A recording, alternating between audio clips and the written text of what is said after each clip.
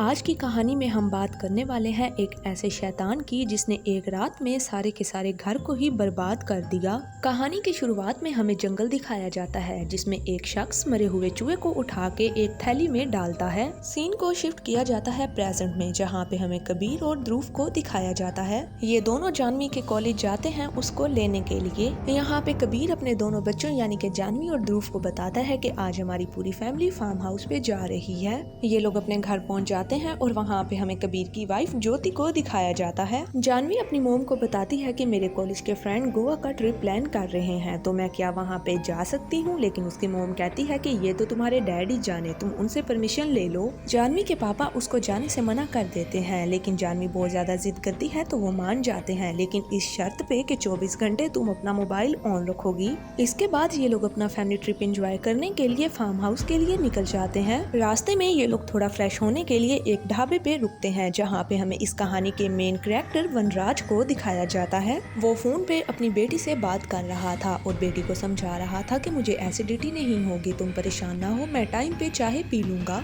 कबीर अपनी फैमिली के पास जाता है और चाय ऑर्डर करता है, लेकिन उनका ऑर्डर कैंसिल हो जाता है क्योंकि कबीर के पास खुले पैसे नहीं थे। और फिर यहाँ पे वनराज आता है, वो कबीर का बिल पे कर देता है और अपनी चाय लेके वो कबीर की फैमिली के साथ जाके बैठ जाता है। ये सब उसकी चाल थी, लेकिन कोई भी फैमिली मेंबर उसकी चाल समझ नहीं पाता। वो बातों ही बातों में जानवी को एक लड्डू दे देता है और जानवी उसको खा जाती है। लड्डू खाते ही जानवी बिल्कुल हिप्नोटाइज हो जाती है और अब वो वनराज के वश में होती है। वनराज उसे कहता है चाहे पूरी खत्म करो, वो चाहे पी जाती है। ब्रेकफास्ट जल्दी खत्म करो, वो जल्दी से ब्रेकफास्ट कर लेती है। अब वो सारी बातें वनराज की मान रही होती है। जानवी के पेरेंट्स को कोई समझ नहीं आती, वो जल्दी से अपने फार्म हाउस के लिए वहाँ से निकल जाते हैं। वनराज फिर से उसकी गाड़ी के पास जाता है और उसे एक बिस्किट का पैकेट देता है और कहता है कि फार्म हाउस जाने से पहले इस बिस्किट के पैकेट को खा लेना। हैरानी की बात ये थी कि जानवी बिल्कुल ऐसा ही करती है। फार्म हाउस जाने से पहले ही वो उस बिस्किट के पैकेट को खत्म कर देती है। फार्म हाउस पहुंचने के बाद पूरी फैमिली वहाँ पे इंजॉय कर रही होती है। ज्योति गेट पे फिर से बलराज को देख लेती है और वो गुस्सा कर जाती है कि आखिर ये बंदा हमारा पीछा क्यों नहीं छोड़ रहा। अब वनराज यहाँ पे एक नई कहानी सुना देता है। मैं यहाँ से गुजर रहा था, मेरे मोबाइल की चार्ज खत्म हो गई थी, तो मुझे घर पे जरूरी कॉल करनी थी, इसीलिए मैं यहाँ पे मोबाइल चार्ज करने के लिए आ गया। फिर वनराज बोलता है कि आप इतना तो मेरे लिए कर ही सकते हैं। फिर कबीर कहता है कि हाँ इट्स ओके, तुम अपना मोबाइल चार्ज कर लो।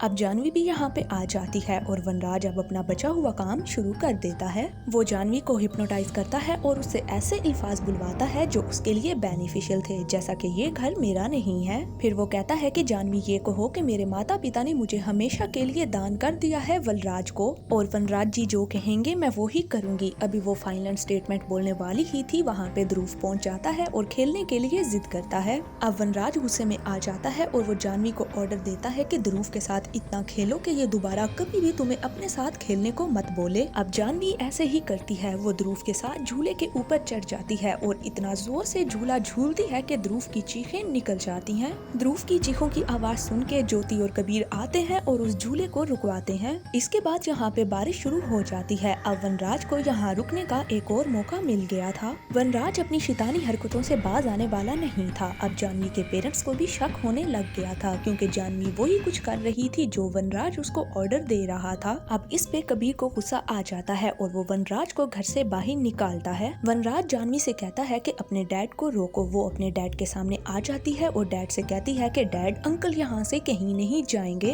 अब जानवी के मोम डैड को समझ आ जाती है कि वो जैसा कह रहा है जानवी वैसा ही कर रही है, यानी कि जानवी को उसने कुछ किया है जिससे जानवी उसके वश में आ गई है। कबीर उससे रिक्वेस्ट करता है कि आखिर मेरी फैमिली ने तुम्हारा बिगाड़ा क्या है, तुम यहाँ से चले जाओ और मेरी फैमिली की जान छोड़ दो। वनराज कहता है ठीक है मैं यहाँ से चला जाऊंगा, लेकिन तुम्हें ये कहना होगा कि तुम दोनों ने हमेशा हमेशा के लिए अपनी बेटी मुझे दान कर दी है, और अगर तुम अपनी बेटी मेरे सुपुर्द कर देते हो तो मैं हमेशा के लिए इसे यहाँ से लेके चला जाऊंगा। ज्योति और कबीर उसकी ये बात नहीं मानते, जिसपे उसको और गुस्सा आ जाता है और वो जानवी से फिर से उल्टे काम शुरू करवा देता है। वो जानवी को ऑर्डर देता है कि चाय की पत्ती खाना शुरू कर दो। जानवी सारी चाय की पत्ती अपने मुंह में उंडेल लेती है। ये सब कुछ देखने के बाद जानवी की मोम तंग आके पुलिस को कॉल कर देती है और पुलिस वहाँ पे आ जाती है। लेकिन जैसे ही पुलिस वाले घर पे एंटर होते हैं तो सारा माहौल एकदम नॉर्मल होता है, जैसे यहाँ पे तो कुछ हुआ ही नहीं था। पुलिस वाले कहते हैं कि आपके घर से हमें कॉल आई है, यकीनन यहाँ पे कुछ है जो आप लोग छुपा रहे हैं। लेकिन ज्योति और कबीर कहते हैं नहीं ऐसा कुछ नहीं है, हमारा छोटा बेटा ध्रुव है जिसने गलती से कॉल लगा दी होनी है। अब यहाँ पे ये दोनों पेरेंट्स पुलिस के सामने इतना फॉर्मल इसलिए बिहेव कर रहे थे कि वनराज ने उनकी बेटी को गैस सिलेंडर ऑन करके उसके ऊपर बिठा दिया था और माचिस उसके हाथ में पकड़ा दी थी और जानवी को ये कहा था कि अगर कोई भी हेरा फेरी करने की कोशिश करे तो माचिस की तीली जला देना ताकि हर तरफ आग लग जाए और सब कुछ जल के राख हो जाए।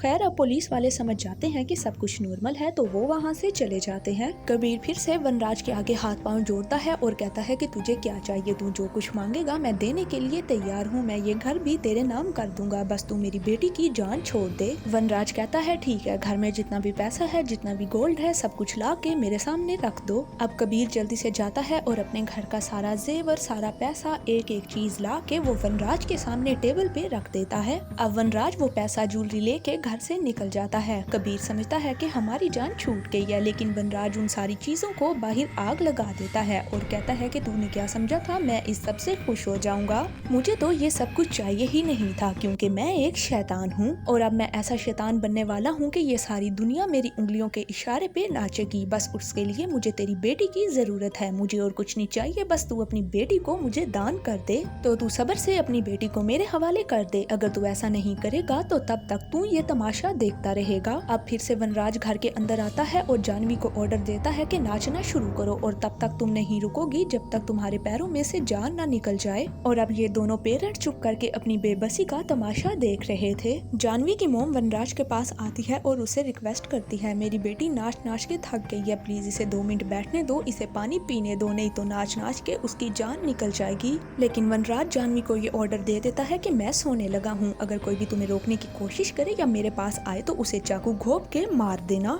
जानवी की मोम वनराज पे अटैक कर देती है और उसे उठा उठा के टेबल के ऊपर मारती है जिससे वो बुरी तरह से जख्मी हो जाता है। कबीर भी उस पे टूट पड़ता है और बुरी तरह से उसे मारता है और उसे कहता है कि मेरी बेटी को आजाद कर दो। अब वनराज कुछ ऐसी लाइंस बोलता है जिससे जानवी शांत हो जाती है और थोड़ी देर के लिए सब कुछ रोक देती है। इसके बाद वनराज को फिर से गुस्सा आ जाता है। अब वो जानवी को ऑर्डर देता है कि जो चाकू तुम्हारे पास है वो चाकू लो और ऊपर जाओ अपने छोटे भाई का गला काट दो। जानवी चाकू लेके ध्रुव के कमरे की तरफ भाग पड़ती है उसको मारने के लिए। अब दोनों पेरेंट्स जानवी के पीछे होते हैं उसको रोकने के लिए। जानवी अपने पेरेंट्स को रूम में लॉक कर देती है और ध्रुव के पीछे भाग जाती है। ध्रुव छत पे भागता है, वो छत से उठा के ध्रुव को नीचे पटक देती है।